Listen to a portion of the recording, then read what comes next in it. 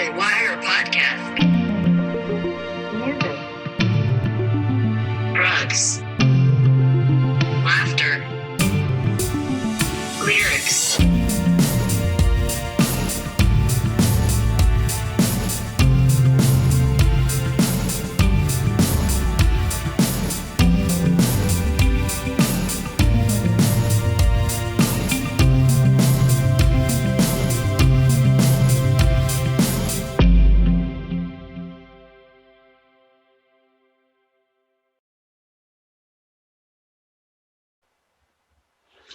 Oh, look who we have here. Oh, who could this be? Is this our boy? Who do we have here? Look at this. Oh, boy.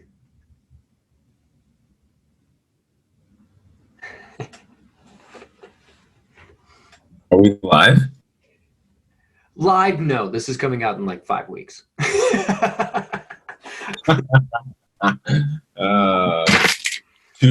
Touche. What up, man? Word, dude. What's going on, my son?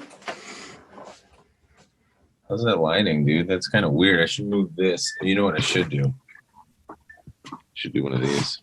Oh, look at this. Beta bowl. Oh, Yeah. there's his big face. There it is. Okay, so we can see drums on one side, right? Hey, look at that. Piece of cake. We can see, the other addiction on the other side. Kickswall is absolutely going to be very important. Right. What up, man? Not much, dude. Not much. It's good to finally sit down and actually have a little chat, man. We've been talking about doing this for a hot second. It has been too long. Too long. So, is the pup okay? Everything? Pup's good. Yeah, he's down here. We're Oh, chilling. there He is. He's in his bone. Does he still smell like shit? Yeah. Dude, I turned around for 1 second as usual, right? Right. And I mowed the lawn, dumped all the stuff in just last night or yesterday, and it rained a lot overnight. And so I'm dragging this thing out to the front thinking, it's really heavy. I should just dump the water. This is pointless to do this. So I dump it and drag it out to the street, right? Come back, and I don't see him rolling around in it, but he's just covered head to toe, nasty grass water. And Yeah. I'm thinking he definitely just rolled around in that. Oh, he Great. just he had a time. Yeah. And so I bring it back in, and I have to clean him off, and I'm like, of course this guy. I'm like, now it's 10:30. There you go. That's how it happens. Yeah, I ain't worried about it. Yeah, I'll drink to that. Yeah. Word, brother, man. Well, I wanted to start with a little bit of background info. Jason and I originally, I don't know how you feel about this, but we originally started our relationship almost as if we were stalking the other one. Yeah, I guess so. But more so pitching it as like you were stalking me and you pitched it as I was stalking. Well, because like the first year I knew you, I didn't actually know you. We just kept running into each other because we had the exact same friends. Yeah. We just never met, and it would just always be like, oh, great, this asshole's here. And you'd be like, great, the fucking little munchkin's here. Awesome, perfect. Back again. I think that's... But go ahead, sorry. Well, no, I was just saying, like, that was a crazy, awesome way to start our friendship, because the day we actually legit met, we were like, oh, sweet, we're tight. Awesome. Okay, cool. Yeah, now we're bros. Yeah. Which I get the feeling that happens a lot with guys like you and me, because we're people persons. So it's pretty like instant brotherhood, The first time I remember seeing you was, it was right off of Silver Glen, but I can't remember the name of the little subdivision. But it was downstairs in the basement of some dude's house that Mario's place. That's exactly who it was. Yeah, it was in Mario's place. Yeah, I can't remember why we were there or what. I think we were picking some. I was with Matt, and we were picking something up. That's all I can remember. And then you and Matt were going to go hit the bars. And so Greg and I were like, We'll come. Yeah, I remember that. Absolutely. We went to filling station. Yep. Oh yeah. Yeah, we went to filling station. Yep. That was a good time. You know what's not? Word. That's probably over 10 years, well over 10 years now. It would have to be. Yeah, that was probably, well, yeah, that was probably like 2008 was when that happened. 2008, 2009. Probably right on. That's crazy because it might have been 2007, bro. Honestly, because I was at Target, so it might have been Oh, yeah. well, it might have been 2008 because by that time Matt and I were, because this is what your listeners want to hear, right? Exactly. Well, the culmination of exactly what you were saying, like us both being person people, Persons, we're both people. we're both humans that Yes. do the things that we humans do. I think one of my favorite stories about us is after your wedding, you were like, "Oh, I'm so sorry, dude. I don't feel like we got to chill out a lot." And I was like, "No, my bad, dude. I was working the room." And then after my wedding, it was the exact opposite. I was like, "Oh, sorry, dude. I don't feel like we hung out very much." You're like, "That's cool. I was working the room." So yeah, that's kind of how we based our friendship on, like, if you're raising hell on one end of the room, I'm on the other end of the room getting this half going. One in the morning. Yeah. For real, man. Well, I think another thing that I wanted to bring up as far as like our background and our history, a lot of it from day one was literally music based, and even almost as a second level, that kind of one of the reasons I wanted to bring you on here was like we used to talk lyrics a lot. And one night specifically stands out. We were at Stavi's house while he was out of town, and you and Hayes and I all sat and we literally just shared music with each other, and for hours. Like we ended up taking a scooter with you guys pulling me on a longboard to get breakfast at like 8 a.m. Oh, that was the night that didn't end. It just didn't. It just didn't end. And that's about the two things of that night that we actually discuss openly. That's I thought of that the other day, and I was like, man, they are people. Never said a word. I mean, yet anyway, like Hayes at one point could just turn on us and just release. Yeah, he's a rat. You sold out your boy. Well, I mean, I remember very specifically one statement that you actually made that night, because we were just listening to Frightened Rabbit, and we listened to some Sufjan Stevens, and we listened to, for a minute, we were listening to a bunch of Coheed and Cambria, and we were talking about like the graphic novels. Yeah.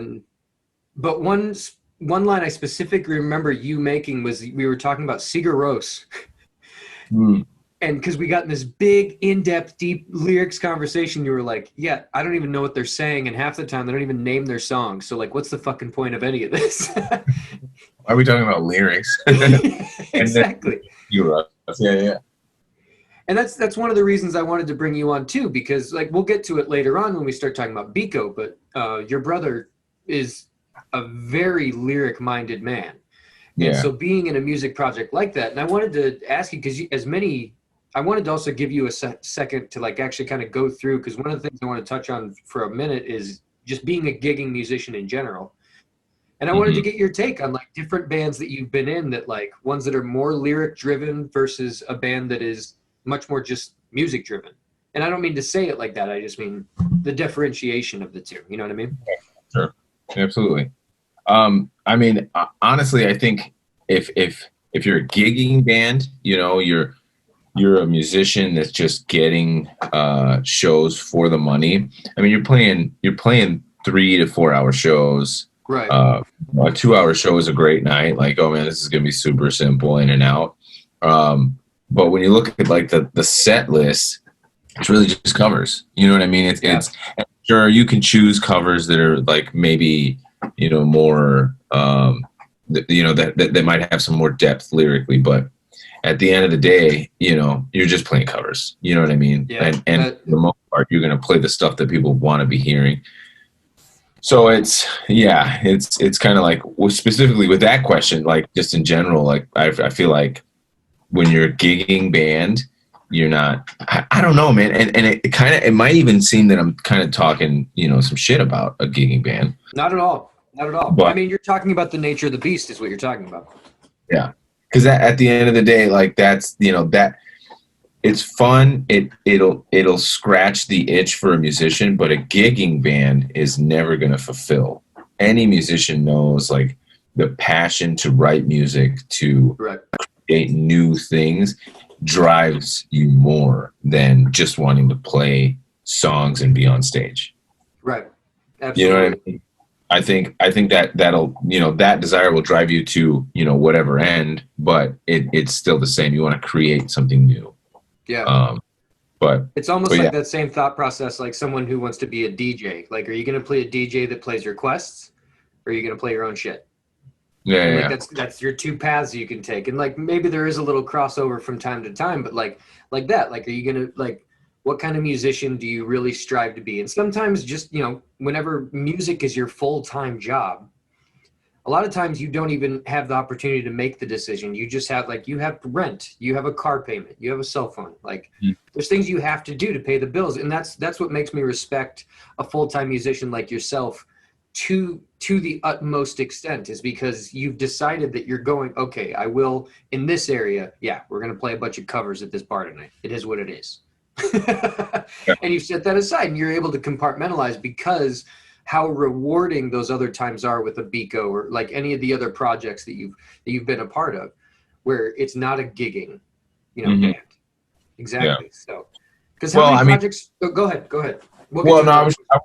I was just gonna say that I'm not even a full-time musician. I still have 2 other side jobs. So it's that are music related. Huh? That are music related, correct? No. I mean, one of them kind of was, but then now it's not. I work for a school, but we work with like kids that have graduated, but they can't necessarily live on their own yet. So we train them on life skills, that kind of thing.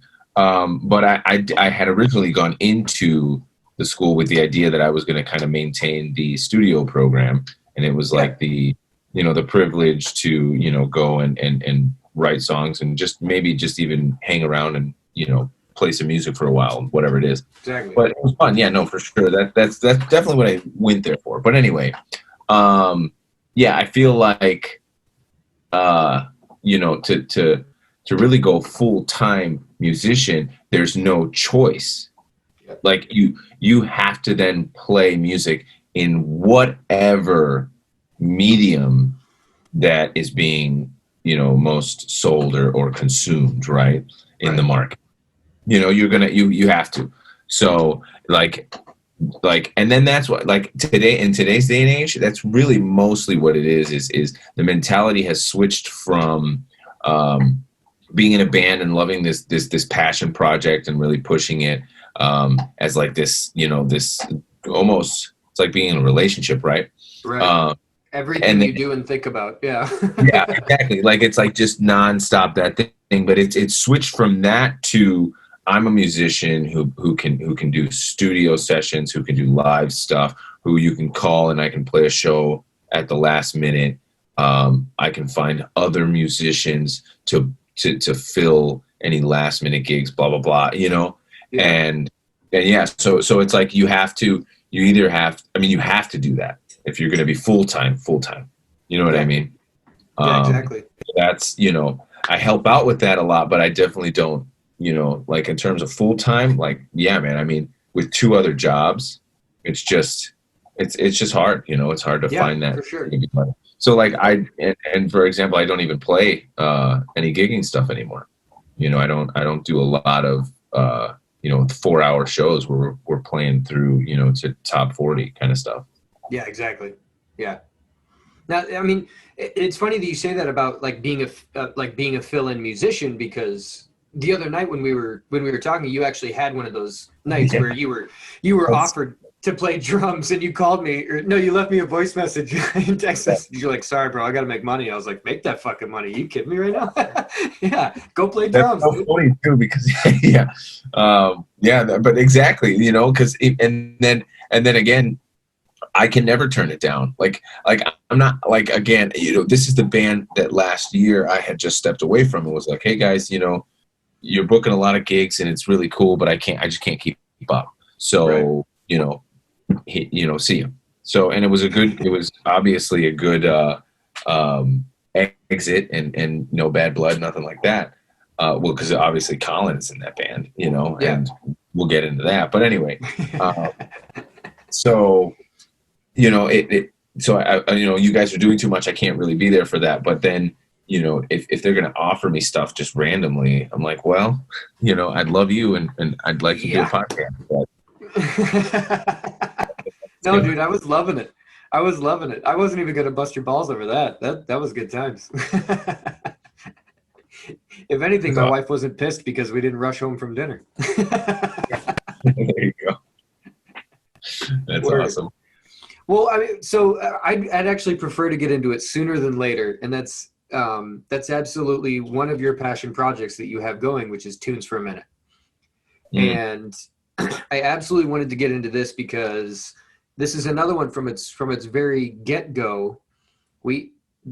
You and I had this brainchild that spun out of control so fast that started at this like pure little idea that was going to be so much fun, and we absolutely could have done it in our downtime. To literally, we were talking about like buying a warehouse and The original idea is that full-time jobs, living on site, like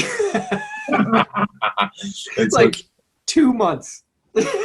oh yeah, I mean, it went from like, well, man, I mean, we had that conversation about you moving here, like, Yeah. what, like maybe a month after Yeah. the idea was planted. Yep. You know, I guess then Real quick. for the listeners, here's what it comes down to. This was shit. I'm gonna tell the story, and the first thing off the bat, I don't remember. 4 years ago, it's 2020, so it would have been. No, if I remember the apartment I was living in at the time, we're looking at like late 2014, early 2015. Oh, okay. Somewhere in there. Yep.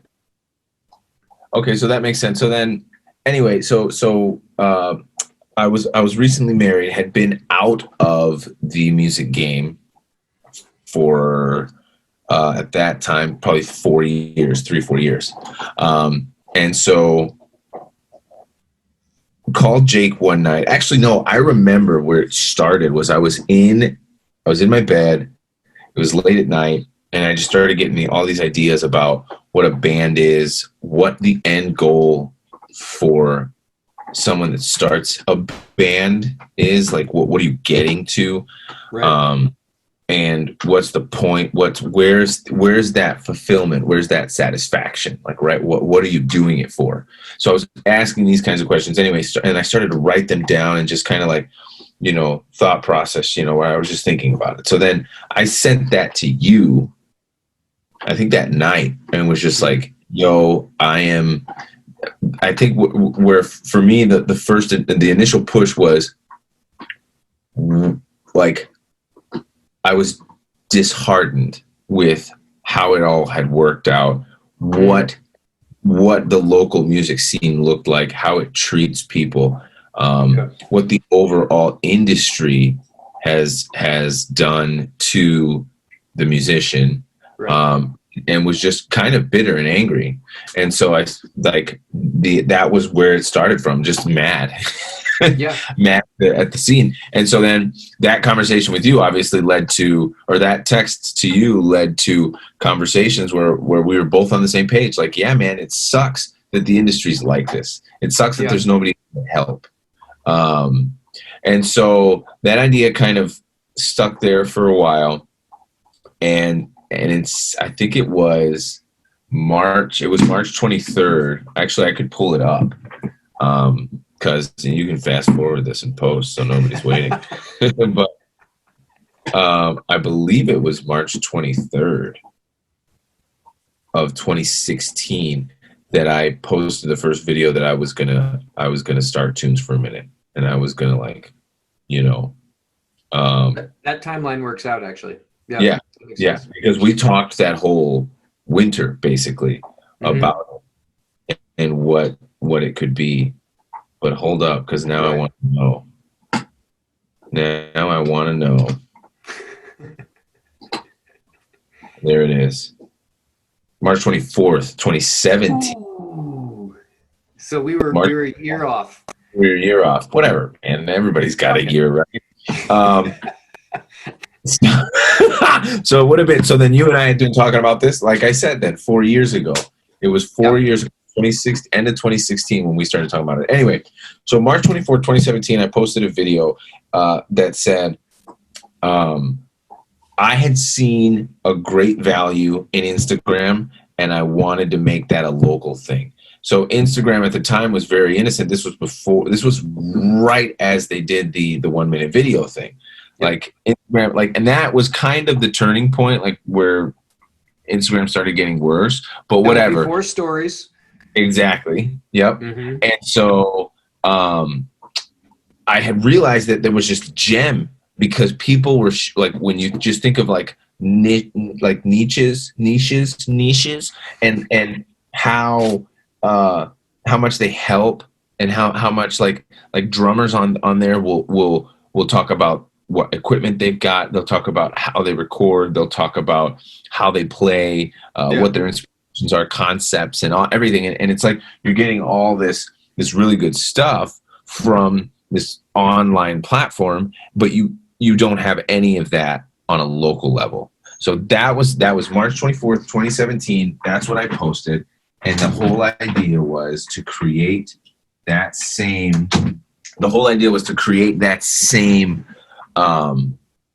vibe of helping each other out on a local level. Yeah. And that was it. That's where Tunes for a Minute, I guess, was born, which turned into, so now it went from just a video thing, an idea that I had, to Tunes for a Minute was write a 1 minute song with random musicians, record it, put it up. That was it. Yep. That was it. There was no other idea outside of that. Yeah. I was like, as we talk and hang out, I'll start to figure out what to do. Yeah. So here we are, realistically 2 years later in terms of like getting to work and working on it, but no longer doing the video idea. The video idea turned into a podcast, which we no longer do. But then the podcast turned into booking shows. It turned into events. We do events. We produce events.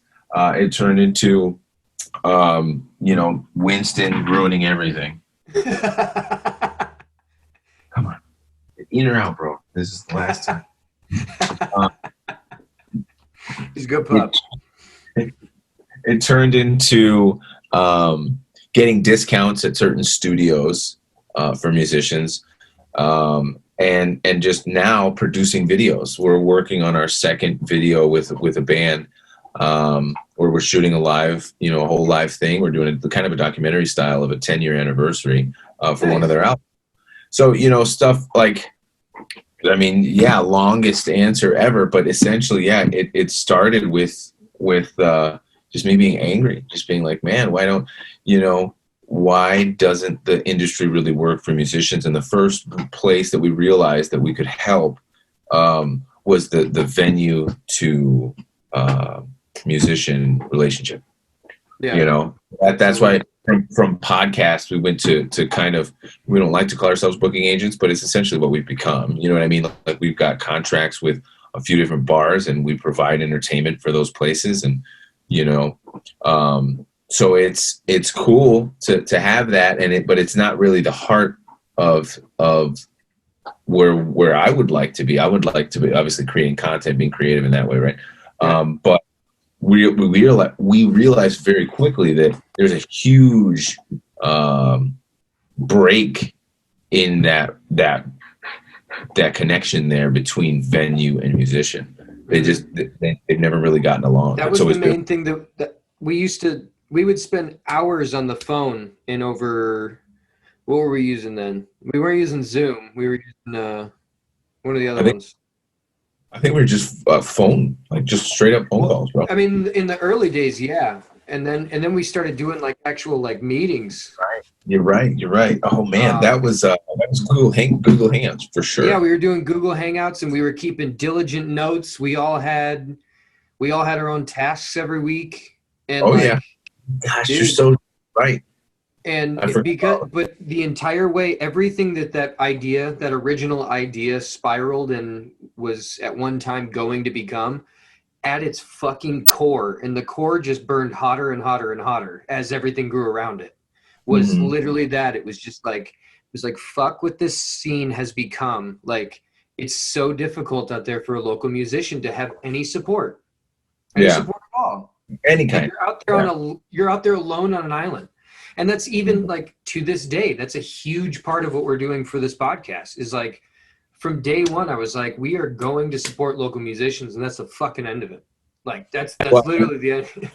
Honestly, it's kind of funny how that small of an idea can really consume you and then snowball into something cool. You know, because again, that's what Tunes for a Minute was, obviously, because you and I were like, this when it was birthed, right? But I mean, all it was supposed to be was content for the artist. That was it. I just wanted to make a cool video with an artist and make up a 1-minute song, and then that turned into so much. Like that. I mean, because you meet artists and it's the same thing over and over. Well, I have trouble with venues, right? So here's one of the breakthroughs that we have, right?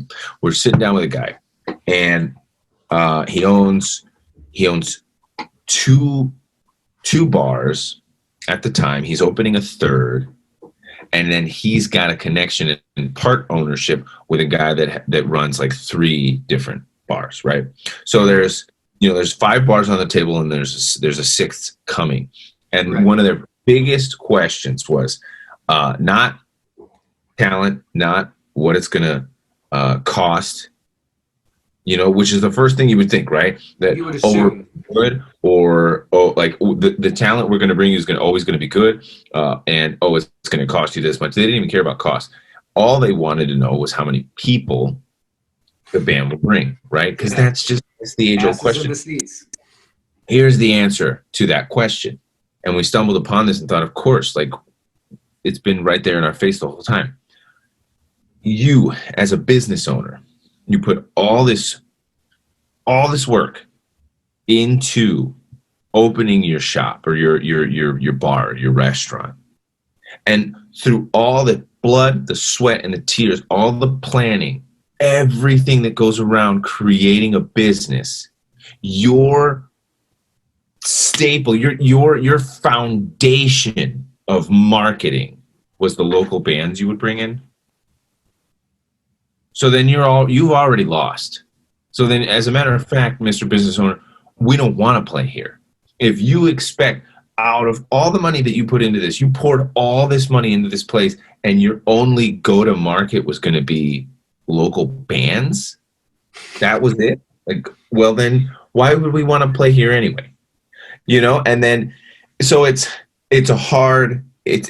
more of a, you know, obviously a harder sell, but it's like, dude, this is a mutual thing here. Right. Like, we're going to bring the people that we bring, and if you have people here, we can promise you this: they'll come back. They'll come back for the next.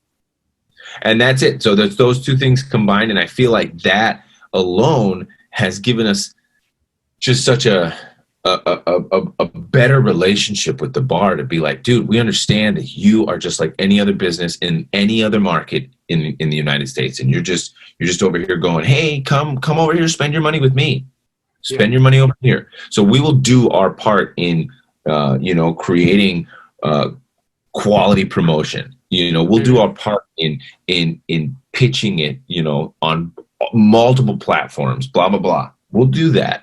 But you can't say that your marketing plan is us coming in and Yeah. You should have people here already. And it's so funny how that ends up. Exactly. That was your job. Yeah. And it's so funny how that, like, how much of the things like that end up, like, without someone like you that is in the middle going to bat for the local band, how many cats out there possibly even listening to this right now have had to do that themselves to the bar owner? Mm-hmm. Like, all they're doing is like, look, if you've got people here, I'm gonna fucking keep them here. Like, cause like I know I'm good. Yeah. And if you put me on, then I know I'll keep them here. Yeah. I end up standing there having to explain to the bartender or the bar owner, like you said, like, yeah, your marketing strategy sucks. It's not on me to keep your business afloat. Like, it's not my job. Like, It makes and it hurts so much. And that's the things we would like get in screaming matches, just not with each other, but just like about the same thing. yeah, just angry about what was So angry because like it is not what local musicians should be going through. Local musicians should literally just be supported by their community. It should be the end of it. Yeah, I mean, it's like any other art, but it's interesting how music has been put in this different category, as though it wasn't. I mean, it is art, obviously, but it's like it's put into a different entertainment category that doesn't necessarily, mean it's yeah, authentic and genuine and passionate. I don't know. Maybe I'm just talking shit now. Look at this guy. No, I mean exactly what you're saying. I mean, like in pretty much any other art form, I mean, they might all share, like, if you draw like the Venn diagram of all the circles, like they might all share like broody or interesting, like as like a as whatever they are, like sculptor, painter, all that shit. Yeah. Then you have musician, where like has its own circle and has just like all the stereotypes plus 3 of them. Like, you're absolutely correct. And that's another thing that local musicians have to take to the table when they're pitching themselves, is that like being taken seriously. Like a cat with a local musician that's just like some cat with a guitar who's doing covers, and he's doing them well. He's bringing a loop pedal. He's going about it in every way that, he's actually bringing an entertaining vibe, and it's just him up there, Yeah. He's having to stand in front of a bar owner or a club owner or a venue owner and have to explain, once again, like I said, like why he should be taken seriously. Mm-hmm. And it creates this entire thought process that like it ends up defeating a lot of people. It really does. Yeah, absolutely. It's well, and a lot of it has to deal with like the artist himself, right? Musicians can't, for the most part, activate the the business side of your brain. I don't know if it's left or right, but they can't seem to do it. It just seems like when you're focused on art and creativity and being in the space and letting it become, what it is, and creating this new thing, you lose yourself so much that you kind of you don't have this other grip on the reality of what it takes to maintain that. So you get to a point where so what you start to find is artists who are sick and tired of creating and then pushing and selling. Yeah. There's that gap, so you're creating and then you got to push and you got to sell.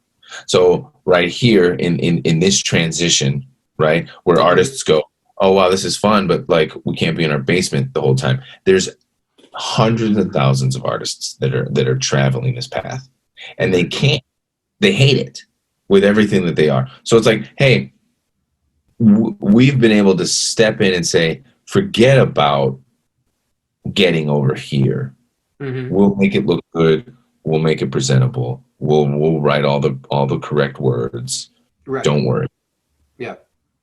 So what we quickly started to realize as Tunes for a Minute, talking now in the we, but as what we realized was we're a silent record label, essentially. Mm-hmm. And this is something that you and I had like originally, like, wait a minute, if we're talking about this and we're going down this road, what's its logical end? Well, unfortunately, that's a record label, right? Fucking record label. Because I don't want to do that. But at the end of the day, it's like that's what's needed. Like, so our slogan is content, community, and opportunity. You can't do those three things for an artist without being a record label. So we just started calling ourselves a silent record label. Like, we're a silent record label. We let them be creative on their own. We don't have any say in all of that. But what we do is when you want to get to this other side, when you want to come over here and market it and create events around it and create content around it and then go and get opportunities for it, then you call us. Right? Mm-hmm. So, but, all of that from some conversations with you that turned into a video idea that turned into a podcast, which is funny because we don't do either of those anymore. Yeah. Well, one of the earliest ideas too, and let's not forget about this. One of the early reasons why we even started having those conversations back in the day, because we were talking about how we really wanted to hang out with Anderson .Paak, and we wanted to know how to get to that point. Yeah. Like, how do we hang out with Anderson .Paak? Oh yeah, and you were like, his players, just look at this guy. I just want to be his friend. I just want to hang out with him. I just want to go get brunch. I don't know, I want to talk about NWA with him. I want to talk about, I don't know, pick anything. I just want to hang out with him. Exactly. Awesome. But yeah, and it's so funny to think, for full disclosure, for everyone out there, the original name for the idea that we had was the Elephant Wire. Yeah. And it actually came, I don't even remember which one of us thought it up. I don't remember any. I'm pretty sure. What? That was you. Well, I thought so, but how many of these? We literally have pages upon pages of notes from these meetings, to remember every point. I'm glad we took notes. We should have those somewhere. Oh, we have an Elephant Wire Gmail, which I'm sure you know. Well, I've now commandeered it again. But I didn't change the password, so I'm pretty sure you can still get in there. Oh, I think I remember it too. We got to find that. I'm gonna go in there and look for that because, dude, that is the best. Oh, it's fantastic. Yeah, it absolutely is. And it's so funny how the idea started as that is we wanted to be a resource for local musicians. All right, we want to make content for local musicians. Okay, cool. Well, we don't just want to make content. We want to give them a space where they can greet each other. Okay, cool. And then that's how it went from being a sometimes live music venue / recording studio / practice space. Well, and the funny thing is that's the hardest one of them all to pull off.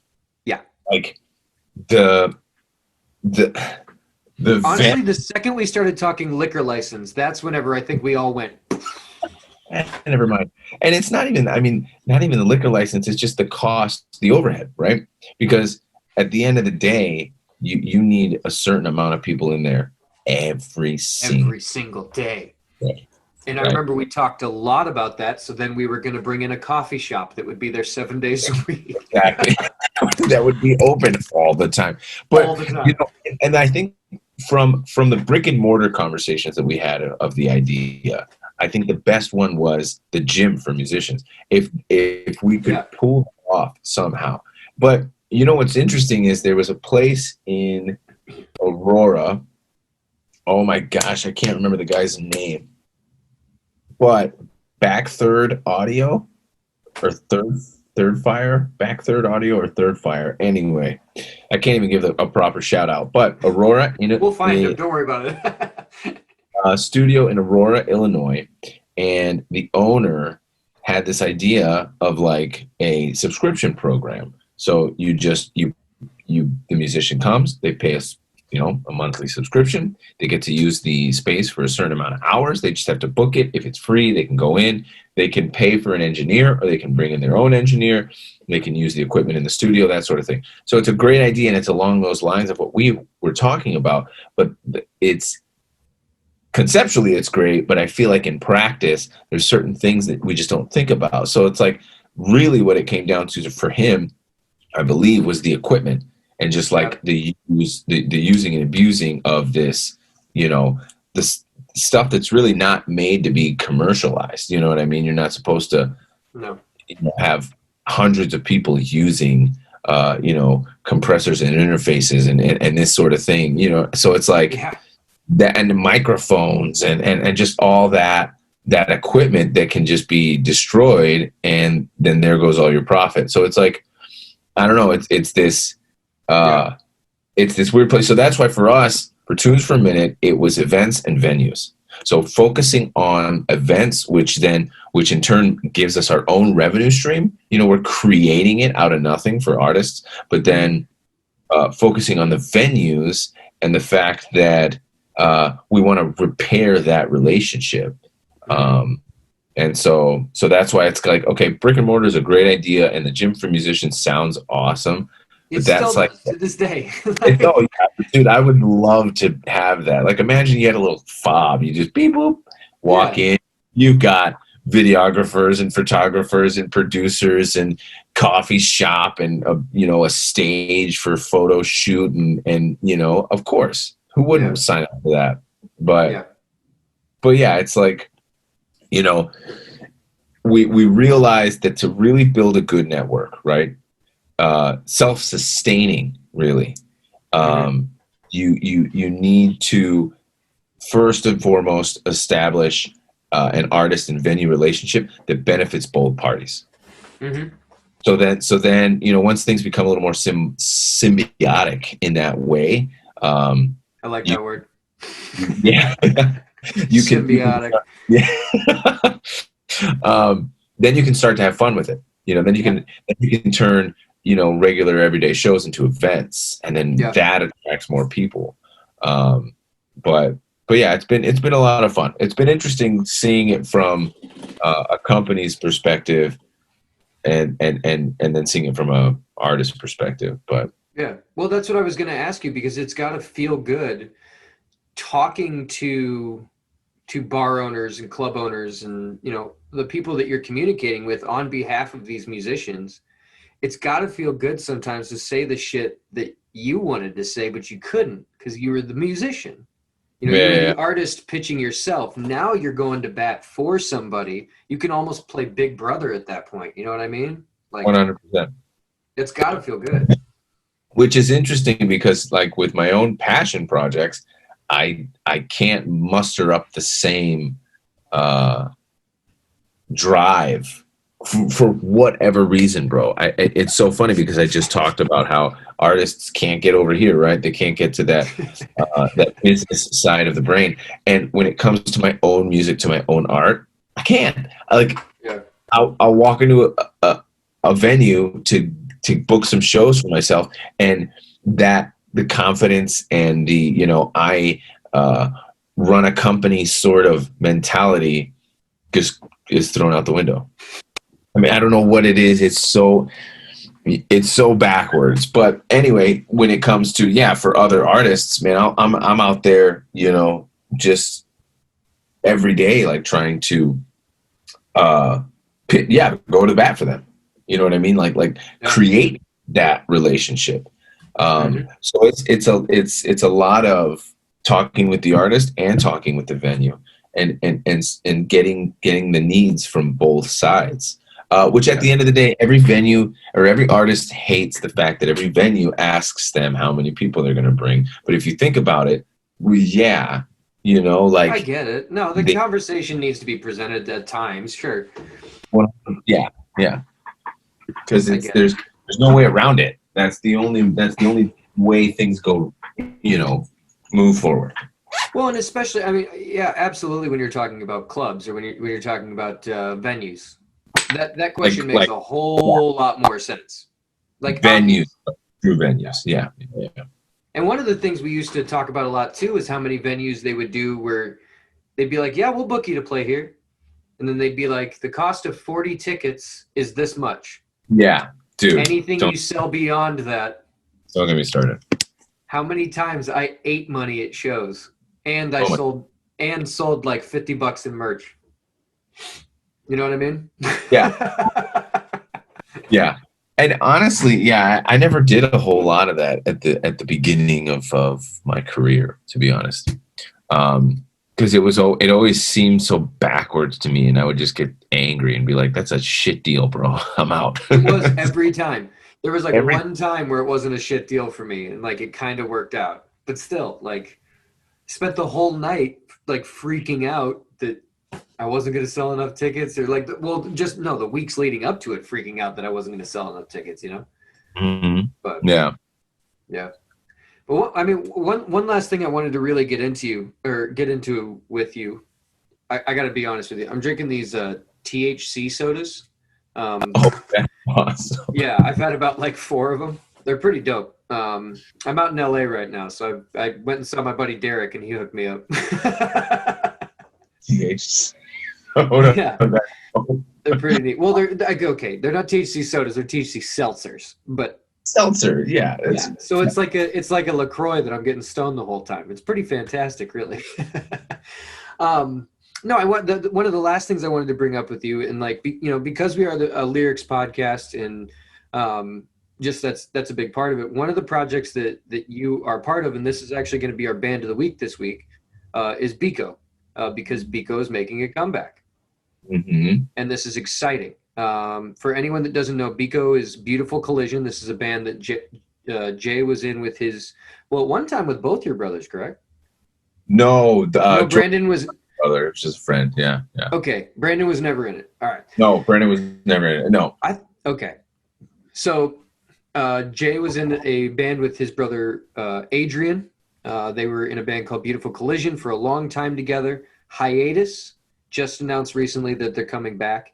And for anyone that doesn't know, Adrian Perez, Bo, Jason's older brother, is a very lyrics-minded young man. Some of my favorite lyrics in songs have actually come from Adrian, from Beautiful Collision songs. And so I wanted to get your take as far as like, in the songwriting process, how much of that were you actually involved with as far as like lyrics wise? Because obviously song structure and songwriting, you had a solid amount in, because there's just 2 of you. There's only 2 people bouncing ideas. But how much of that was, because, Yeah. Well, yeah, in the 5-man band, sometimes the drummer just doesn't even get referenced. They all have their backs to him. Honestly, no involvement at all. He's a lyricist, man. Honestly, and the more we do this, and the more we write songs, and I kind of understand where Adrian's coming from, I realize that he's just a rapper, bro. And that's what he is. And even when it was like at its purest rock, the Biko thing, when it was raw, and just like it was the 2 of us up there, and we were just right.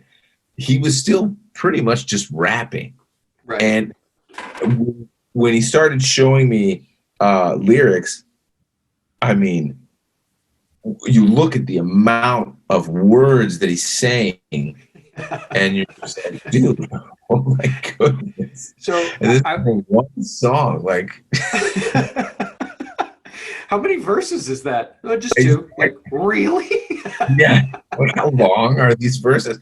And but that's just what it is. And we've actually recently we wrote 2 rap songs. We just said, screw it, man. You're a rapper. Let's rap. And so it was me just laying down a simple, drum groove. We got Pat. Pocket. Yep. Pat Moynihan from Waveform Audio. Little plug there. Great studio, but he's on bass, and he is just killing it. And so we laid this down last month, and was like, are we a rap group? This is great. That was awesome. Yeah. I wanted to get your take on this, because I've been actually preparing this for a minute, and I wanted to save it for right now, because I was going to describe Adrian Perez. I was going to describe Bo, and you just let me know if this is on point or not. I was going to describe him as the Bob Dylan of Zach De La Rocha's. Oh, that's pretty good. I would agree. I would agree wholeheartedly. Yeah, he's there's as much energy there as Zach has, and he's just as crazy as Bob Dylan.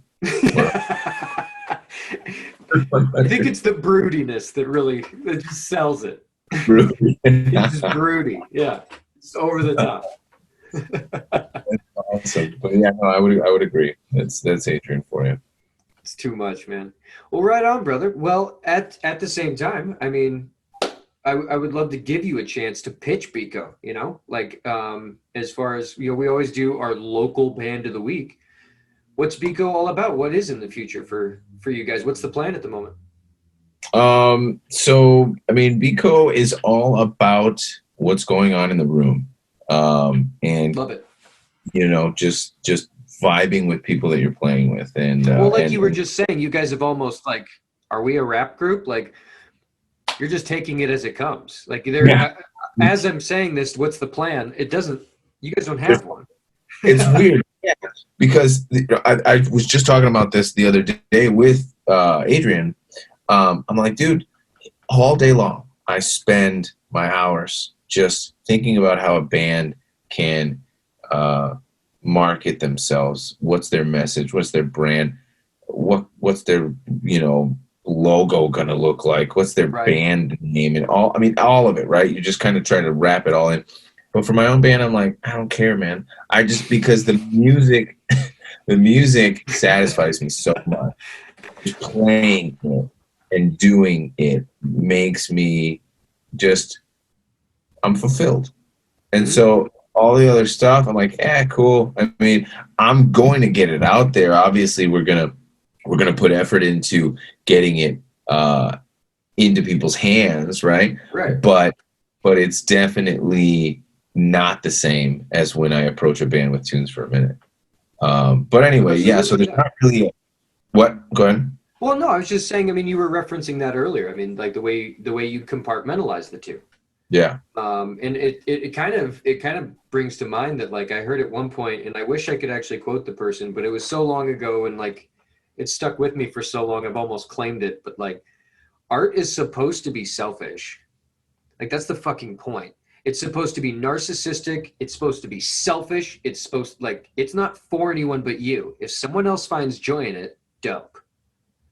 But like, true art at its base form, like, that's actually what it's supposed to be. And like, so the way you compartmentalize, when you're doing Tunes for a Minute and you're talking about another band or pitching another band or selling another band, versus when you go to make your art, and they're two completely different things. And that's why it's so important to have something like Tunes for a Minute around that is going to bat for local musicians, so they can stay compartmentalized and they don't have to think about it. Yeah. I'll take it from here kind of mentality. For sure. I mean, and I agree that music in a way is narcissistic, or art in general is narcissistic. But I think at the end of the day, we were built to praise a thing, to lift up a thing, to admire a thing. So everybody in their life has to have that thing, right? Like, there's sports fanatics who are just all about sports, right? I mean, all they talk about, they eat, breathe, they sleep with it. They love it. And so it's like, that's what fulfills them. There's all kinds of different, people and that have different, desires, whatever. So for me, I think it's just so, in the doing it, we're now both more mature. We both understand what we want, and so in doing it, it's almost enough. So it's like this weird, like, we're really doing it for ourselves then, obviously. Yeah. I mean, because I could just as well, just never even put it out and still feel that, like, wow, this is great. Yeah. Yeah. So I don't know. It's cool, man. Art is cool.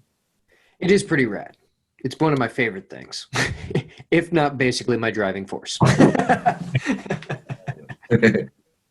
Exactly. Well, Jay, it was fantastic having you on the podcast. We're pretty much going to call this the first installment of many. And this is more just a meet and greet episode with Jason. We're going to have him on quite a bit. As more so next episode, that we have Jason on, we're actually going to try to get into some more in-depth things as far as like what a local band can do when no one is going to bat for them. and like little tips and tricks that we can talk about what can work, what doesn't work, what should never work, and somehow does work. So that's some of the shit we're going to talk about next time Jay's here. Who knows when that'll be? We'll make it happen. If it's something just like a quick chat, we'll make it a mini-sode or something and go from there. Why not? I like that. So What that? I like the mini-sode. It's cool. Oh, for sure. For sure. Yeah. I'm trying to figure out when the first one will actually be, but I don't want to get too we've released at the time we're recording this, we've released 3 episodes on the podcast. So I don't want to get like super ahead of myself, right? So, but this is, I believe the episode we're recording now, I believe this is either episode 5 or 6. It's tough to remember. I like, because I've recorded them all over the fucking place, dude. Like I've recorded episodes that aren't coming out till 2021 at this point. Yeah, we're all over the place. Our asses are hanging out, but we're having a good time. It's been fun. There we are. But Jay, it's fantastic to have you on.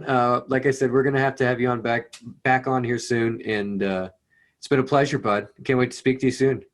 Absolutely, man. Thanks. I really appreciate chilling with you for a little bit. Cheers to Elephant Wire and Tunes for a Minute. Absolutely, bud. Thanks for coming on. We'll talk to you. Absolutely. Peace.